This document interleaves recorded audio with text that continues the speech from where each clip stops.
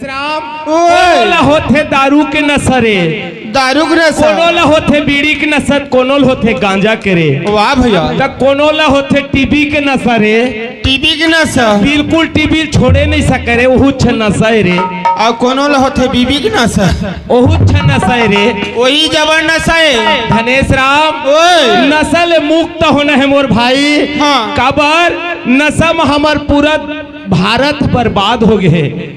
धनेश राम ओए भैया, नशा से आज से बीड़ी खोजल छोड़ दे भाई। काबर नशा में आदमी बने नहीं रे, बिगड़ जथे रे, बिगड़ जाते, बिगड़ जथे। धनेश राम ले ठीक है भैया, आज ले छोड़ देबो। धनेश राम ओए देख तो हमार तकदीर और धन हमार किस्मत और धन हमार भाग रे, हमार भाग हो धनेश राम ओए धन हमर तकदीर और धन हमर मन के भाग रे, जिने दाई दादा मन के दर्शन।